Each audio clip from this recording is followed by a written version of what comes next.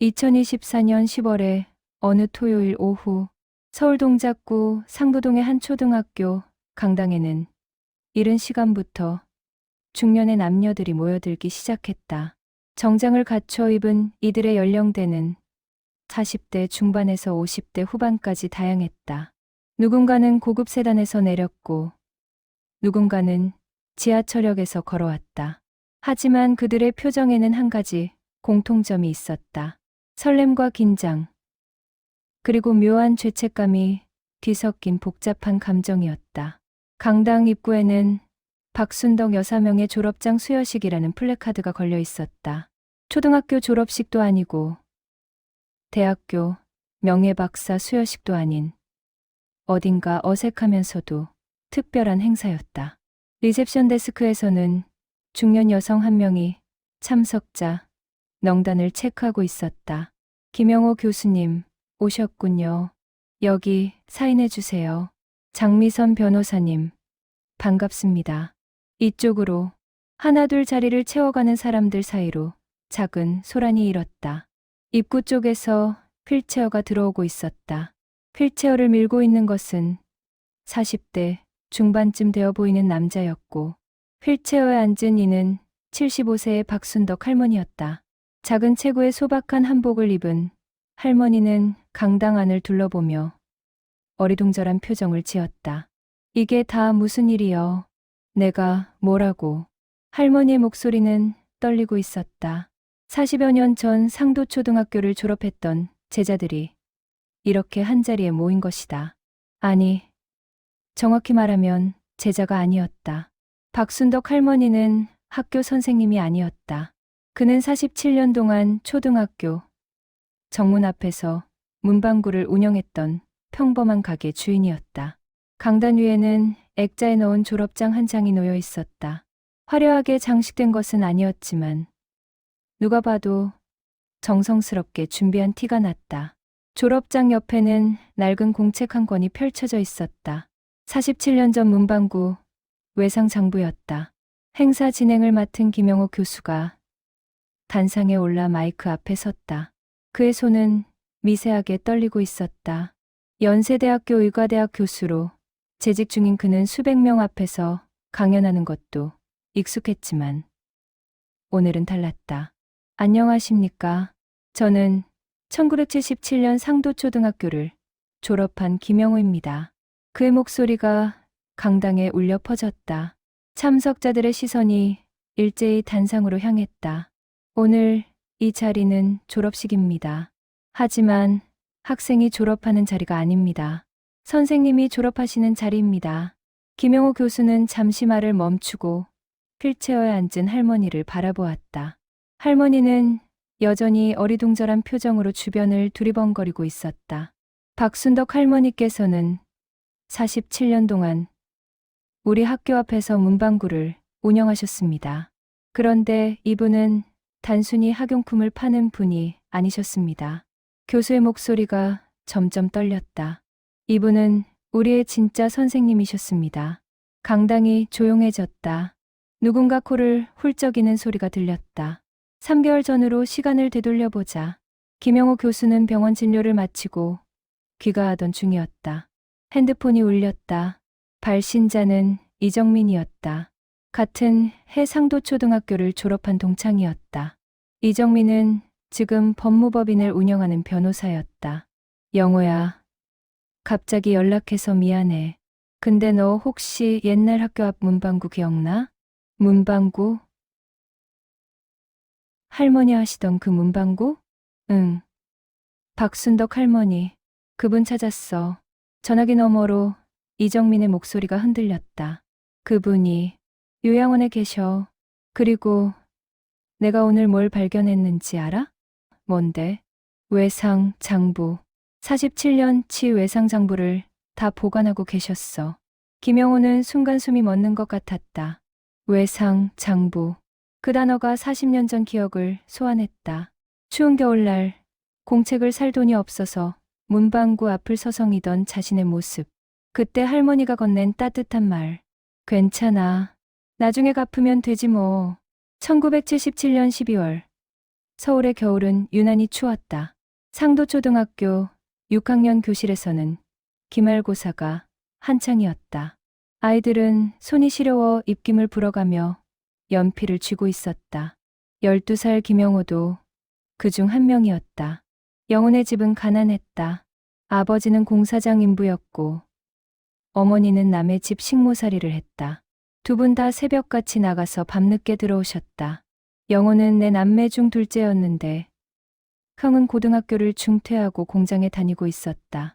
아래로 여동생 둘이 있었는데 모두 초등학생이었다. 그날 아침 영호는 공책이 떨어진 것을 발견했다.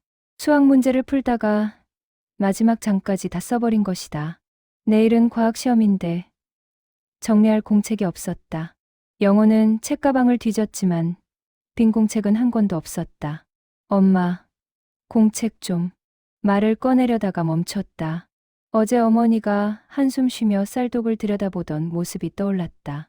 공책 한 권이 50원이었다. 그 돈이면 라면 한 봉지를 살 수 있었다. 아니야, 괜찮아. 영호는 입을 다물었다.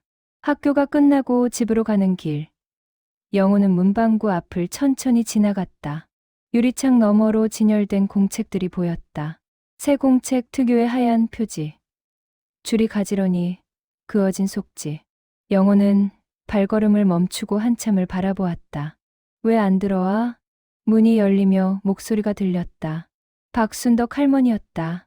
작은 체구에 낡은 스웨터를 입은 할머니는 허리가 굽어 있었지만 눈빛만은 또렷했다. 아, 아니에요. 영호가 황급히 고개를 저었다. 공책 필요하지? 할머니 말에 영호는 깜짝 놀라 할머니를 쳐다보았다. 할머니는 피식 웃으며 말했다. 할머니가 다 알아. 너 6학년 2반이지. 기말고사 기간인 거.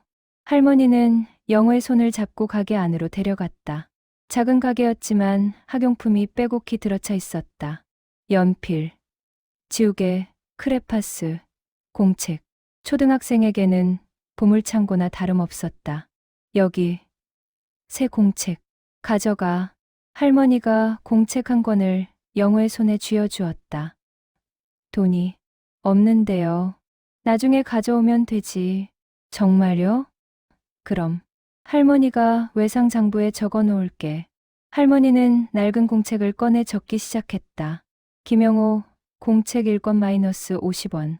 또박또박 써내려가는 할머니의 손을 보며 영호는 눈시울이 뜨거워졌다. 평생 처음으로 누군가가 자신을 믿어주는 기분이었다. 고맙습니다. 할머니, 공부 열심히 해라.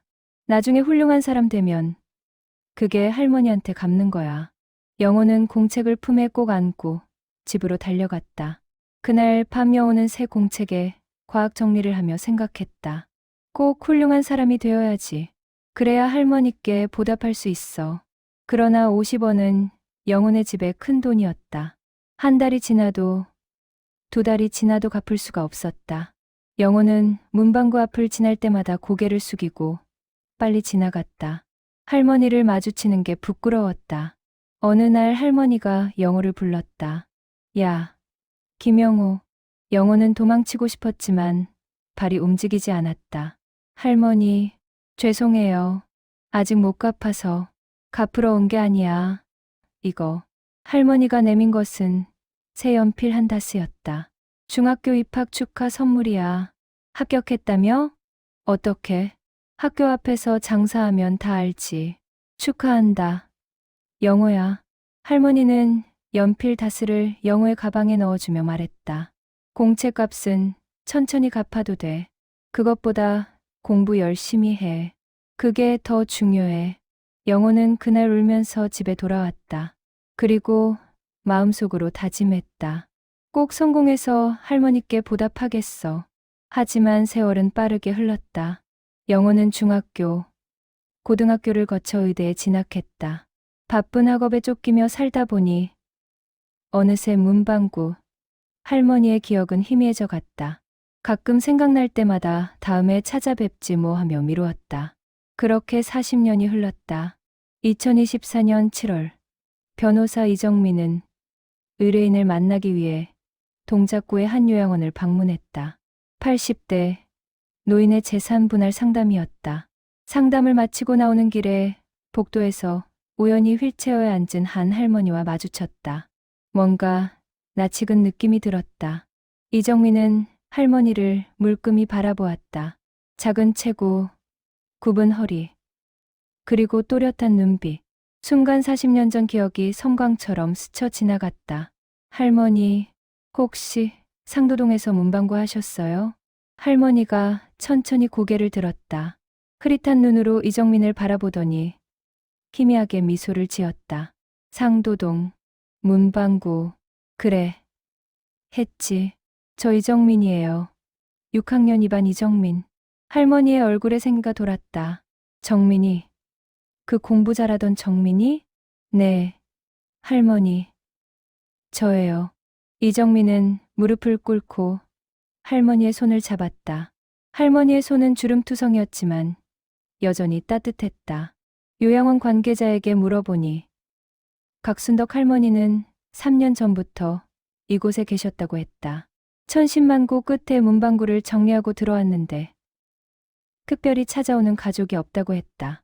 남편은 20년 전에 돌아가셨고 자식은 없었다. 할머니, 제가 자주 찾아뵐게요. 이정민은 그날 이후 일주일에 한 번씩 요양원을 찾았다. 할머니는 치매 초기 증상이 있어서 최근 일은 잘 기억하지 못했지만 옛날 이야기만은 또렷하게 기억했다. 할머니, 옛날 문방구 이야기 좀 해주세요. 문방구 47년 했지. 1970년부터 2017년까지. 정말 오래 하셨네요. 그래. 많은 애들이 거쳐갔어. 다들 어떻게 사나. 어느 날 이정민은 할머니 방에서 낡은 상자 하나를 발견했다. 요양원 관계자가 문방구에서 가져온 유품이라고 했다. 할머니, 이 상자 열어봐도 돼요? 그래. 별거 없을 거야. 상자를 열자 낡은 공책들이 가득 들어 있었다. 이정민은 한 권을 꺼내 펼쳤다. 순간 숨이 멎었다. 1977년 외상장부. 표지에 또박또박 쓰여 있었다. 페이지를 넘기자 익숙한 이름들이 눈에 들어왔다. 김영호 공책 1권 마이너스 50원 미납. 이정민 연필 1다스 마이너스 100원 미납. 장미선 크레파스 마이너스 150원 미납. 박준영 공책 2권 연필 5자루 마이너스 150원 미납. 이정민의 손이 떨렸다. 상자 안에는 47년치 외상 장부가 빼곡히 쌓여 있었다. 한 권 한 권 꺼내 확인할수록 놀라움은 커졌다. 1980년대 장부에는 한 페이지에 수십 개의 이름이 적혀 있었다. 1990년대, 2000년대도 마찬가지였다. 어떤 아이는 몇십 원, 어떤 아이는 몇천 원. 액수는 달랐지만 모두 미납이라는 글자가 빨간 펜으로 적혀 있었다. 할머니, 이게 다 뭐예요? 이정민이 떨리는 목소리로 물었다. 외상받은 거지. 돈 없는 애들한테 공책이며 연필이며 먼저 줬어. 그런데 왜 다 미납이에요? 갚지 않았어요? 할머니가 쓸쓸하게 웃었다. 갚으러 오는 애들도 있었지. 근데 대부분은 못 왔어.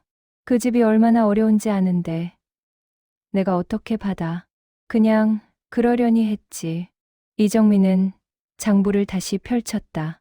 자신의 이름 밑에 작은 글씨로 메모가 적혀 있었다. 정민이 아버지 공사장 사고로 입원. 어머니 병원. 오남매 중 장녀. 공부 열심히 함. 외상받으러 올 때마다 미안해함. 이정민의 눈에서 눈물이 흘러내렸다. 40년 전 자신의 상황을 할머니가 이렇게 상세히 기록해둔 것이다. 다른 이름들도 확인해보니 모두 비슷했다. 단순히 외상 내용만 적은 게 아니라 그 아이의 집안 사정, 꿈, 성격까지 빼곡히 적혀 있었다. 영호, 의사 되고 싶어 함.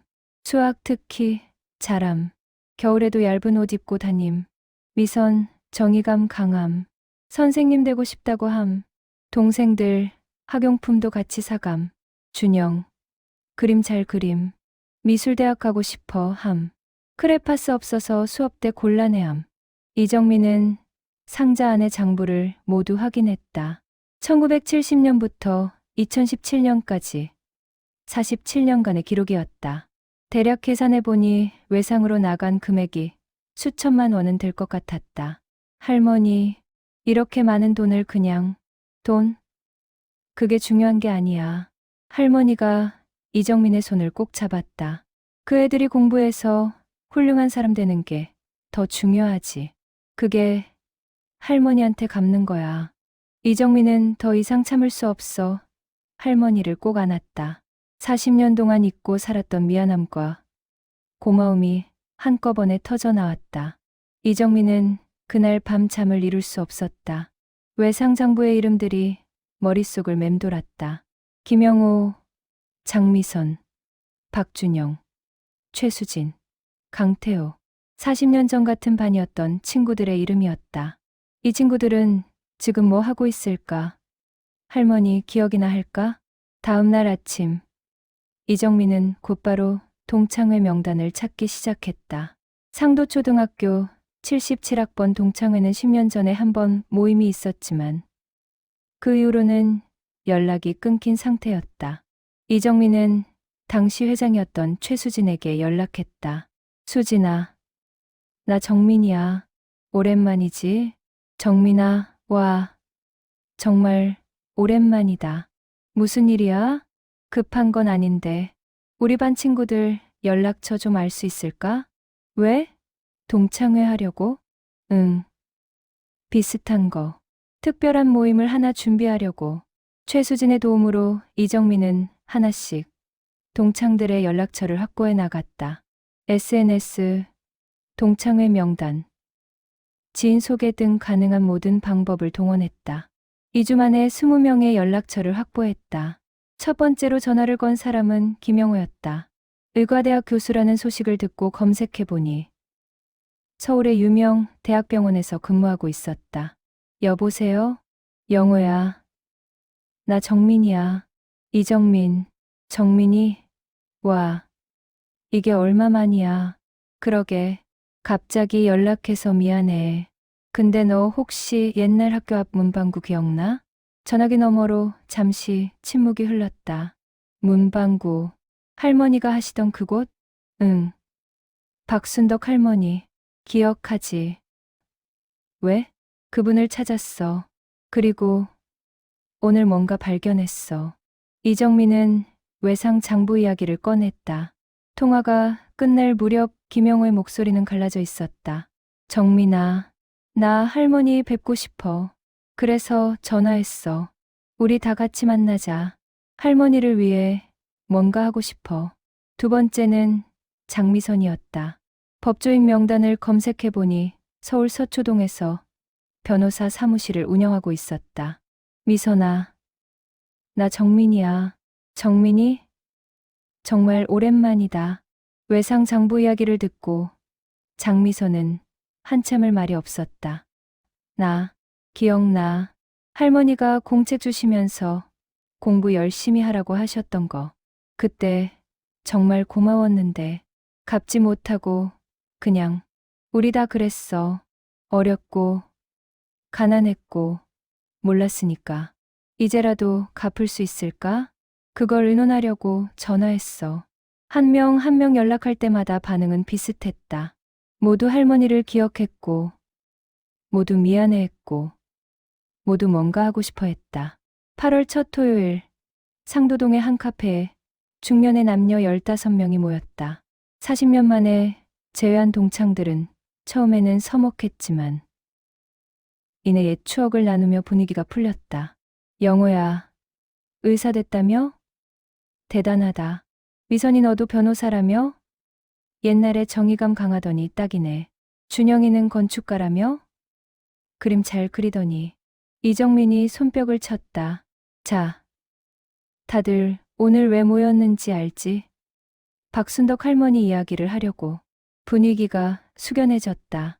이정민은 외상 장부를 테이블 위에 펼쳤다. 47년치 장부를 한 권 한 권 넘기며 설명했다.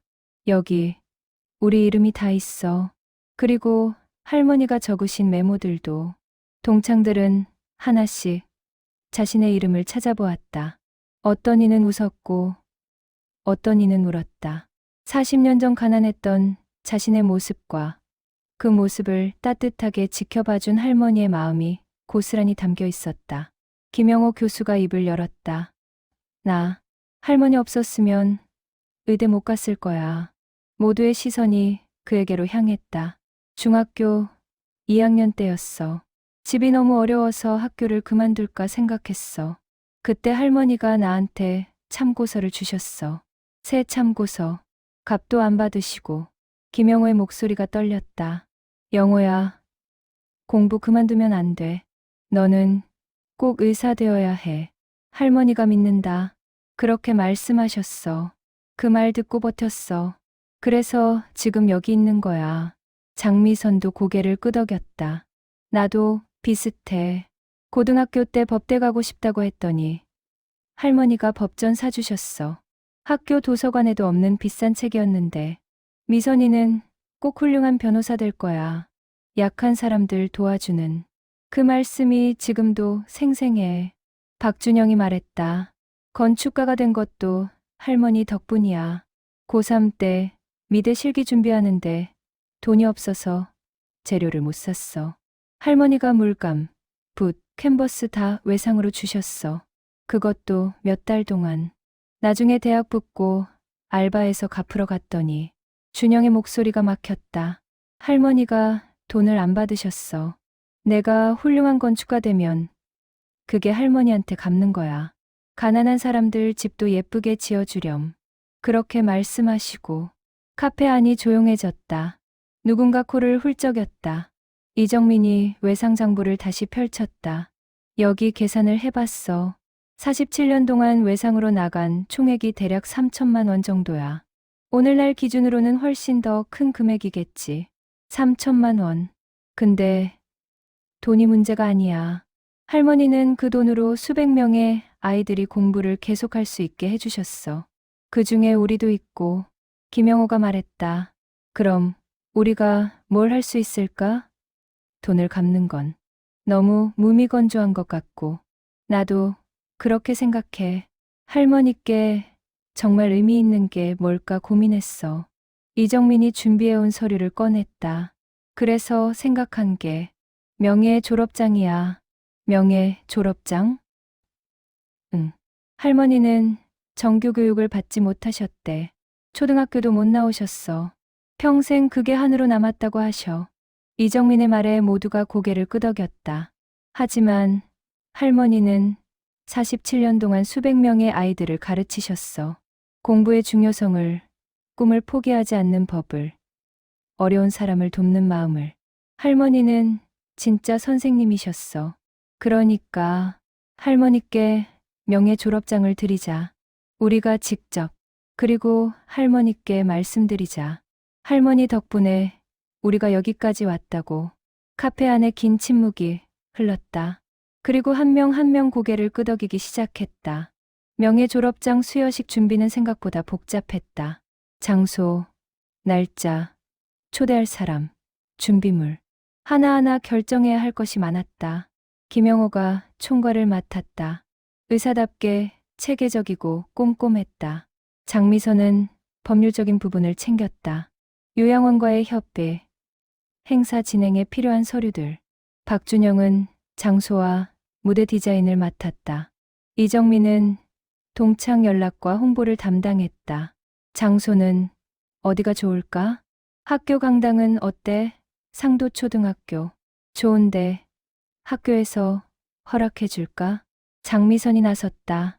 내가 교장 선생님께 연락해 볼게. 상도초등학교 현 교장은 박순덕 할머니의 이야기를 듣고 흔쾌히 강당을 내주었다. 오히려 학교 차원에서도 돕고 싶다고 했다. 할머니 같은 분이 우리 학교에 계셨다는 게 자랑스럽습니다. 학생들한테도 좋은 교육이 될 거예요. 날짜는 10월 셋째 토요일로 정했다. 추석이 지나고 날씨도 선선해지는 때였다. 초대장은 외상 장부에 이름이 있는 모든 사람들에게 보내기로 했다. 근데 연락처를 어떻게 알아? 동창회 명단, SNS, 학교, 동문회.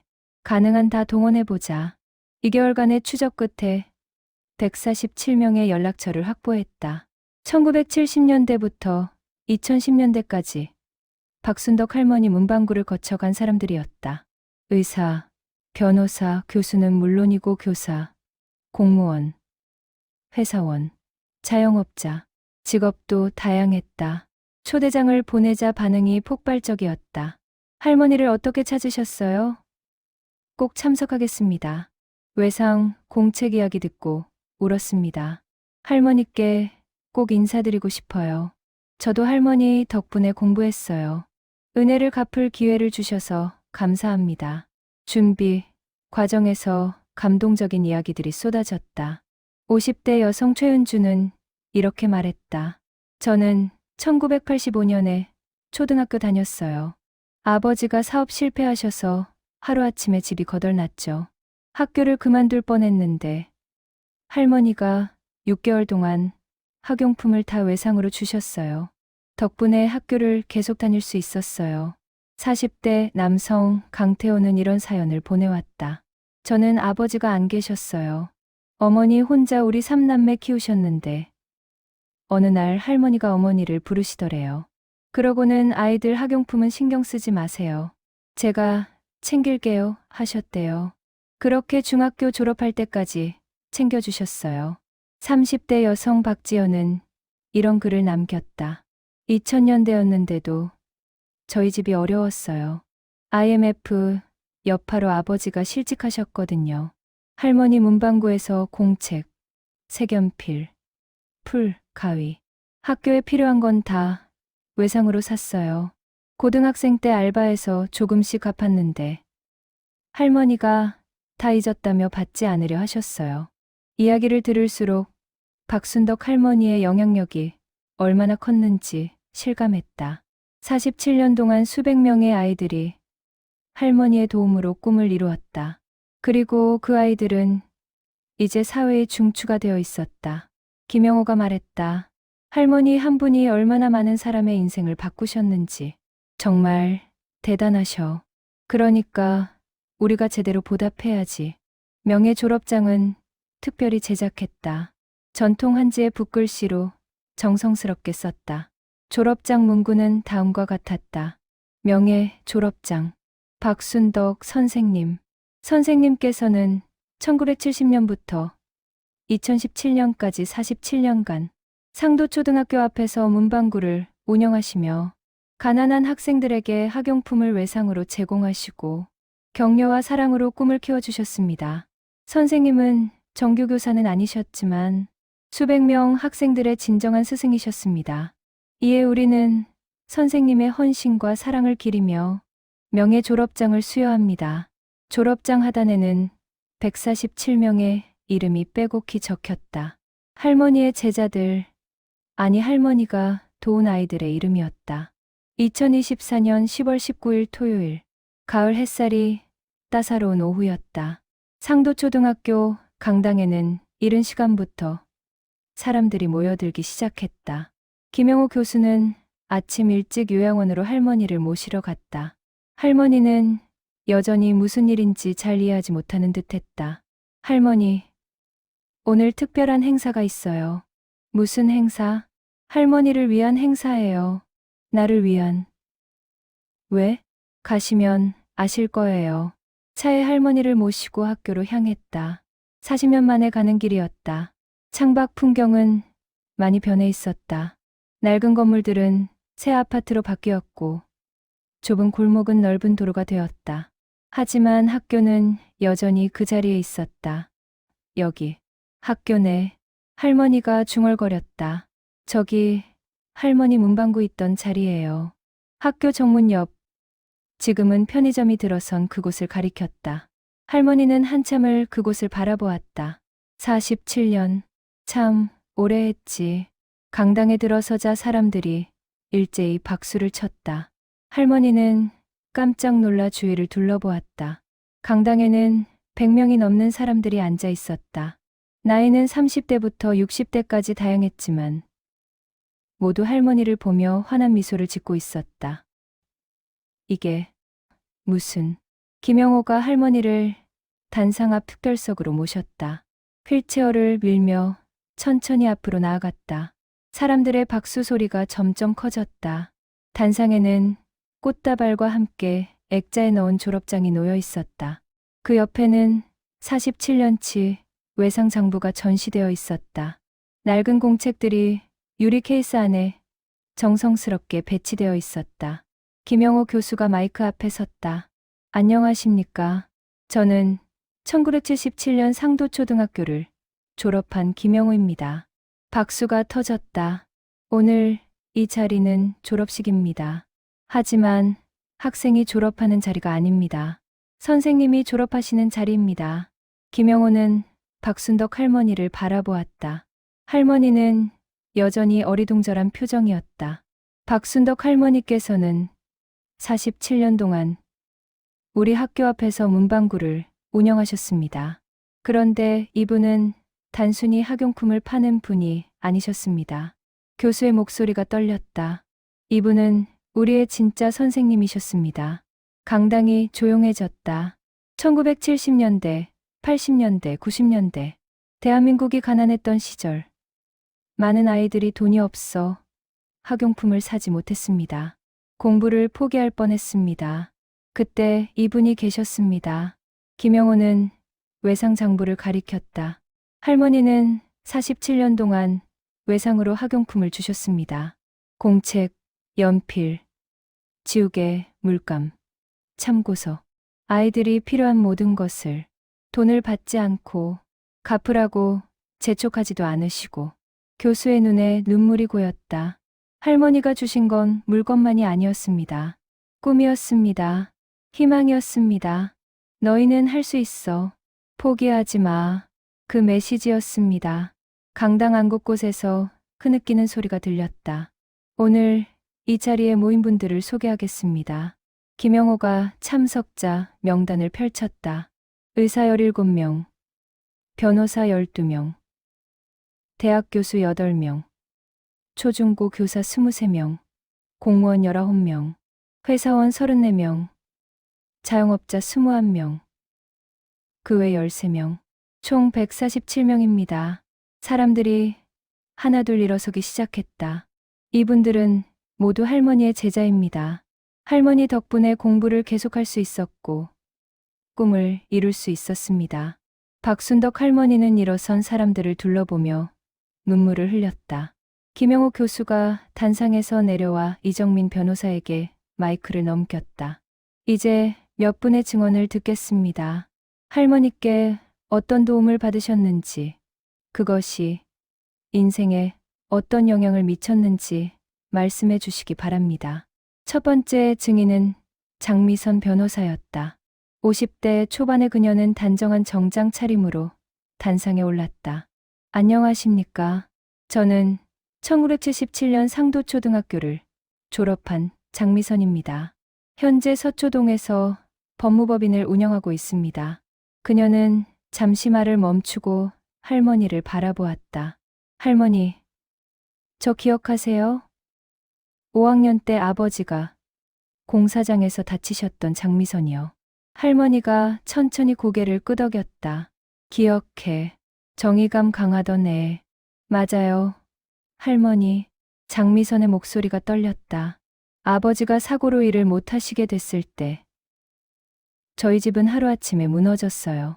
병원비, 생활비, 학비, 모든 게 부족했어요. 어머니는 하루에 3군데 일터를 다니셨고 저는 내 동생들을 돌봐야 했어요. 강당이 조용해졌다. 학교에 필요한 준비물을 살 돈이 없었어요.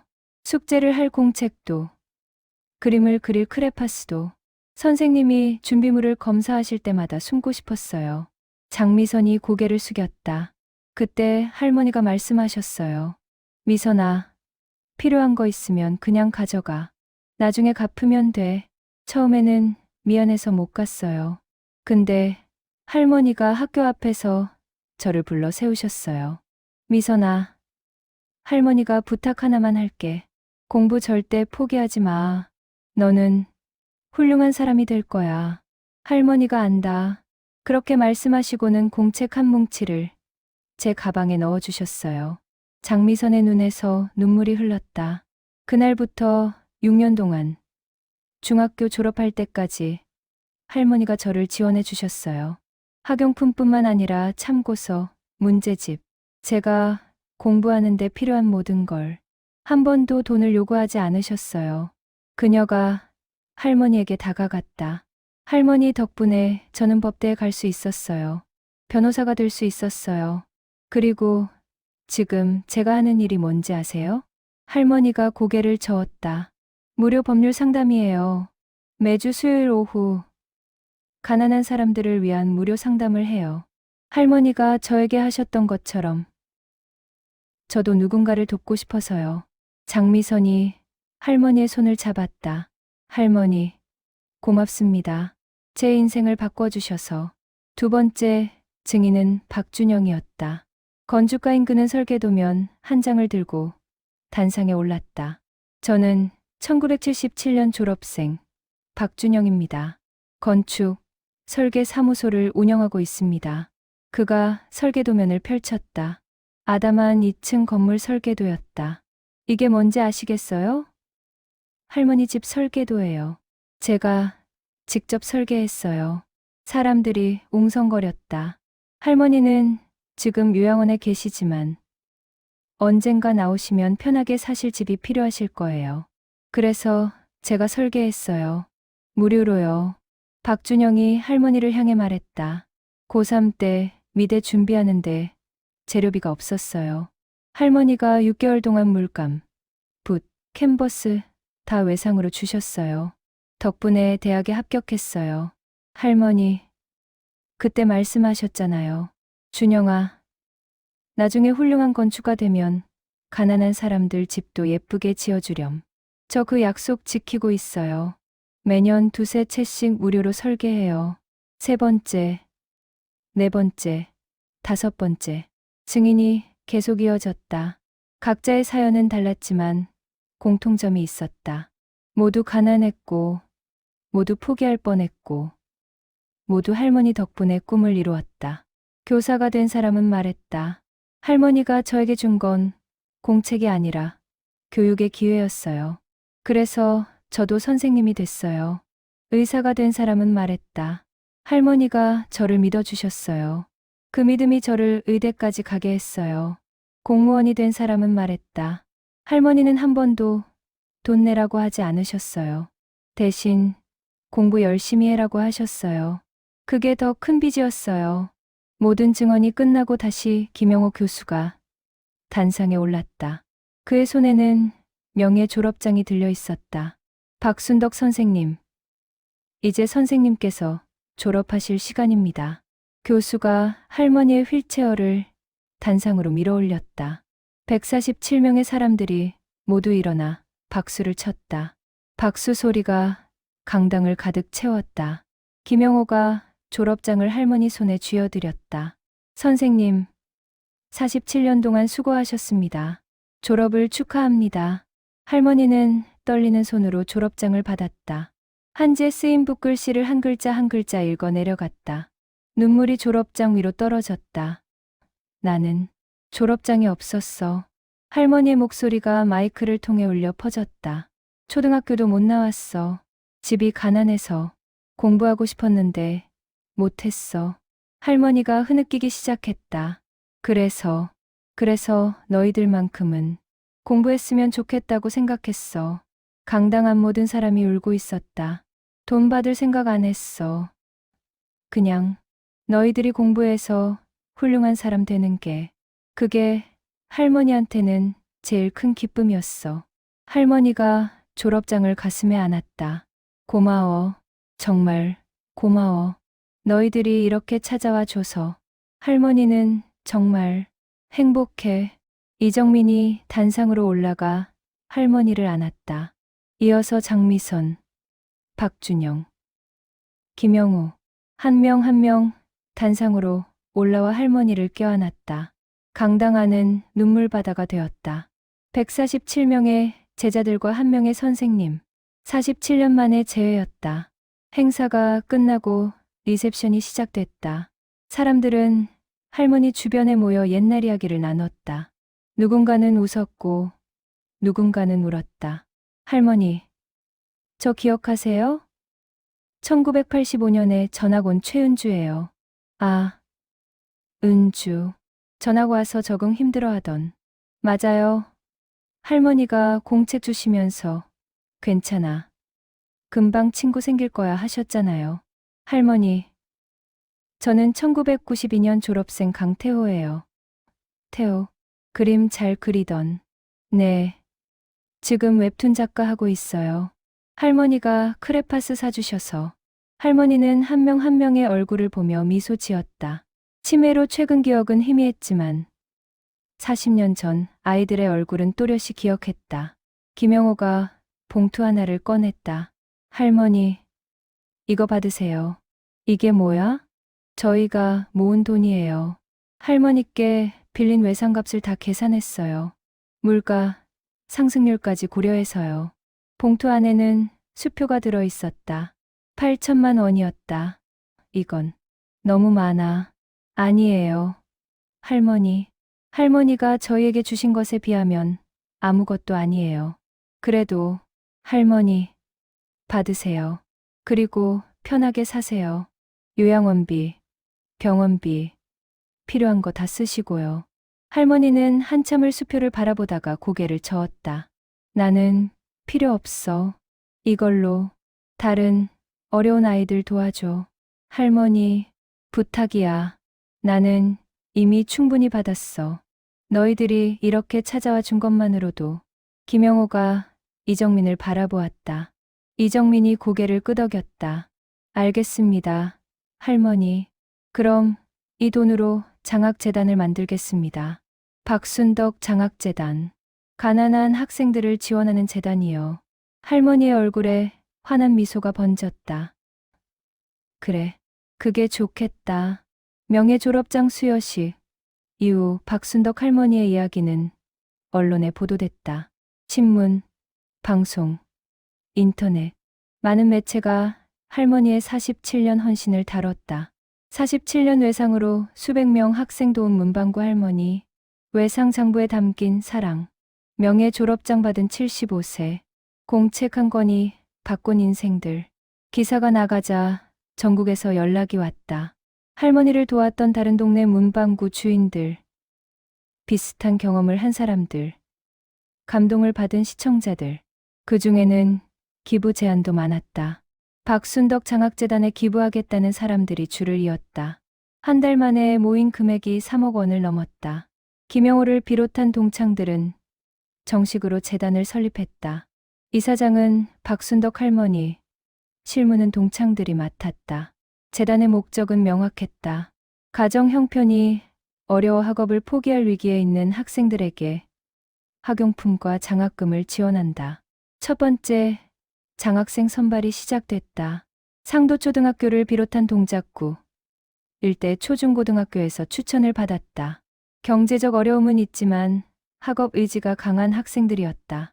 12월, 재단 사무실에서 첫 번째 장학금 수여식이 열렸다.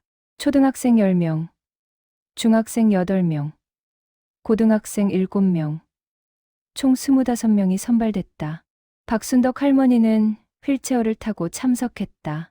건강이 예전만 못했지만 그날만큼은 눈빛이 반짝였다. 여러분, 공부 열심히 하세요. 할머니의 목소리는 떨렸지만 힘이 있었다. 돈 때문에 꿈을 포기하지 마세요. 여러분은 모두 소중한 사람들이에요. 훌륭한 사람이 될 수 있어요.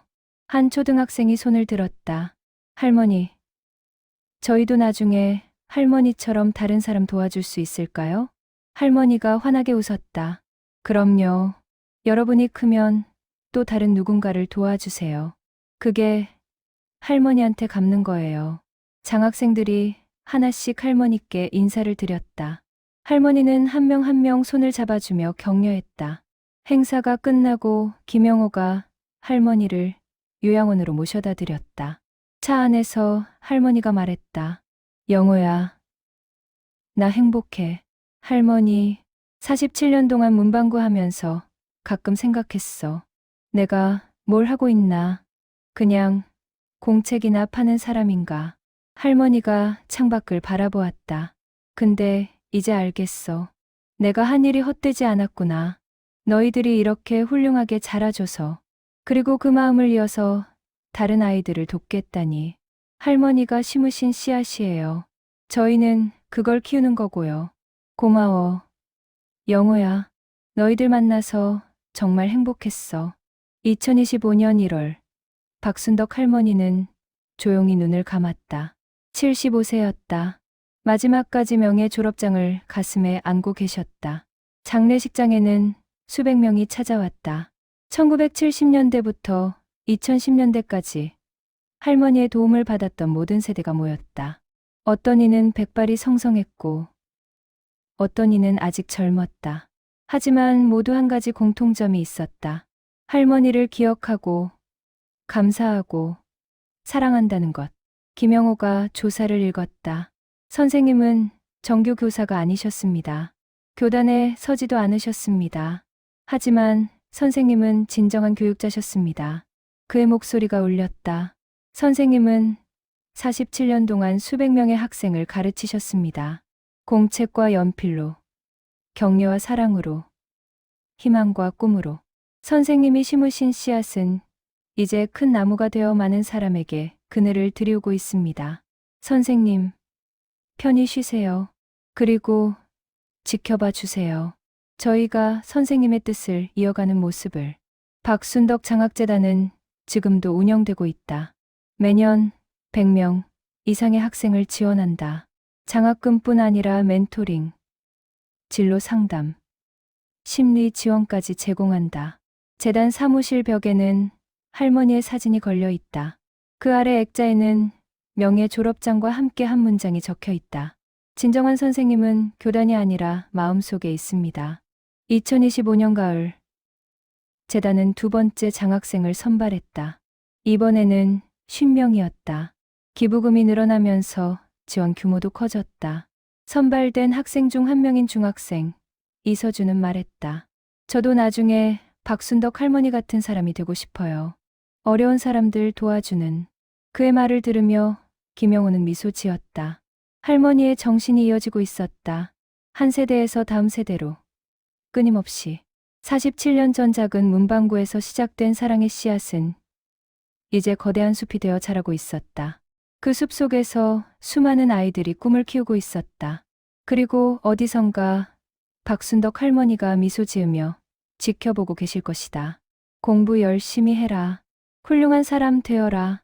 그게 할머니한테 갚는 거야.